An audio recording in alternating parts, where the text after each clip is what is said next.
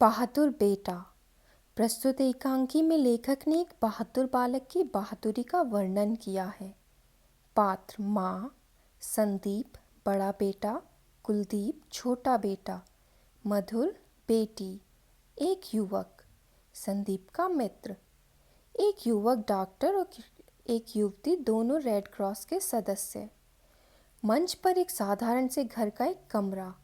मधुर बैठी पढ़ रही है, बीच बीच में घड़ी की ओर देख लेती है। उसी समय माँ अंदर से आती है। माँ, क्या बज गया मधुर? अरे 4 बजने वाले हैं और उन दोनों में से कोई भी नहीं आया।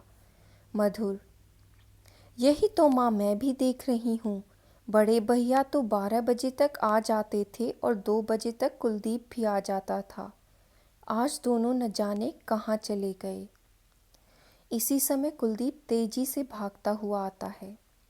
कुलदीप, माँ तुमने सुना? बड़े जोर का तूफान आया है, नदियों में बाढ़ आ रही है। स्कूल में मास्टर जी कह रहे थे गांव के गांव बह गए, सैकड़ों आदमी भी बह गए। जानवरों का तो कहना ही कहा।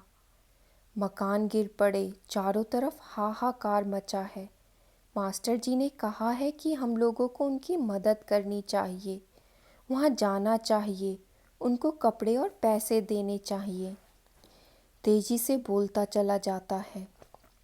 मधुर, चर्चा तो आज हमारे स्कूल में भी हो रही थी, पर ऐसी कोई बात मैंने नहीं सुनी कि इतना नुकसान हुआ। कुलदीप, तुमको कुछ पता भी है? इतने जोरों का तूफान आया कि नदी का सारा पानी गांव में भर गया। इसीलिए यह हुक्म हुआ है कि कोई जो कुछ भी कर सके करे। जो युवक हैं और स्वस्थ हैं वे वहाँ जाकर लोगों को बचाने का काम करें। जो धनी हैं वे धन दें, जिनके पास अनाज है वे अनाज दें, कपड़े हैं कपड़े दें। माँ, हाँ यह तो होना चाहिए। मेरे पास पैसा तो नहीं है, लेकिन जो कुछ हो सकता है वह अवश्य करूँगी। कहाँ भेजना होगा पैसा? कुलदीप, वह तो लेने वाले यहीं आ जाएंगे, लेकिन मैं जा रहा हूँ। मधुर, माँ एक साथ तू कहाँ जा रहा है? कुलदीप, लोगों को बचाने। माँ हंसकर, तेरे विचार बहुत अच्छे हैं, लेकिन तू इतना छोटा है कि उनको क्या बचाएगा? खुद वे लोग तुझे ही बचाने की परेशानी में पड़ जाएंगे। पहले तू रोटी खा ले। और हाँ, संदीप अभी क्यों नहीं आया? कहीं वह भी मधुर, हाँ माँ, वह जरूर चले गए होंगे। वह दिन रात इसी तरह की बातें करते रहते हैं। मैं कुछ करना चाहता हूँ। मेरे पिता और मेरे चाचा ने आज़ादी की लड़ाई लड़ी थी। मेरे देश के हज़ारों लोगों ने अपने प्राण दिए थे, अपना सब कुछ लुटा दिया था। अब मुझे कुछ करना चाहिए। मुझे भी अपने देश की सेवा करनी चाहिए। सहसा एक युवक का प्रवेश। युवक, संदीप का घर यहीं है? सब, हाँ यही है। क्या बात है? युवक, मैं आपको बताने आया हूँ कि संदीप बाढ़ पीड़ित लोगों की सहायता करने के लिए चला गया है। माँ घबरा कर, क्या? मधुर, तो भैया चले ही गए। युवक, लेकिन आप कोई चिंता न कीजिए, तेजी से कहकर लौटता है। माँ, हे भगवान, यह सब क्या हो रहा है? कब दूर होंगी ये परेशानियाँ? कितना बलिदान चाहता है तू। हे भगवान, तू मेरे बच्चे की रक्षा करना, वह खूब सेवा करे। पर मधुर माँ को झकझोर कर, माँ तुम कहाँ खो गई हो?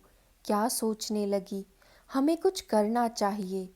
चलो हम दोनों घर घर से अनाज और धन इकट्ठा करें। और हाँ, बाढ़ पीड़ितों के लिए खाने की ज़रूरत भी तो होगी।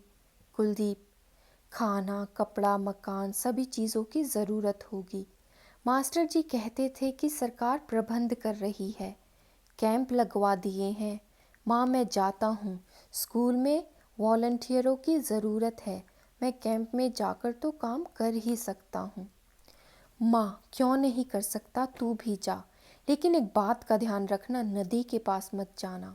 कुलदीप, मैं नदी के पास क्यों जाऊँगा? वह तो खुद ही हमारे पास आ गई है। हंसकर अच्छा मैं चला। तेजी से चला जाता है, बाहर शोर उठता है। माँ खिड़की से झांकती है। मधुर, देखो देखो माँ, कितने लोग इधर ही चले आ रहे हैं, और वह देखो ट्रक भी आ रहे हैं। ऐसा लगता है कि ये बाढ़ पीड़ित गांवों से लोगों को निकाल कर ला रहे हैं। क्यों माँ, एक परिवार को तो हम भी अपने घर में रख सकते हैं। माँ, क्या अच्छा हो यदि सभी ऐसा कर सकें। फिर तो बहुत सारी समस्याएं यूं ही खत्म हो जाएं।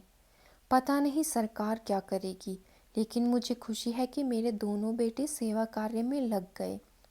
भगवान उनकी रक्षा करे। मधुर, जो दूसरों की रक्षा करते हैं भगवान उनकी रक्षा करते हैं। माँ, हाँ करते तो हैं। सहसा माँ फिर ध्यानस्थ हो जाती है और वहीं बैठ जाती है। मधुर उसे फिर झकझोरना चाहती है, लेकिन सहसा रुक जाती है। जैसे दूर कहीं से संगीत का मधुर स्वर उठता है। वह चारों ओर देखती है। तभी एक युवती वहां आती है। उसके वस्त्रों पर रेड क्रॉस का चिन्ह लगा हुआ है। क्या संदीप जी का मकान यही है?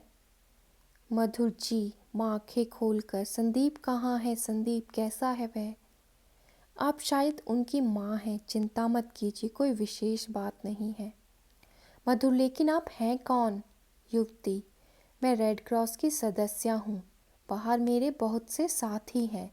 हम लोग बाढ़ पीड़ितों की सहायता करने के लिए गए हुए थे। आपके पुत्र संदीप जी ने वहाँ बहुत काम किया।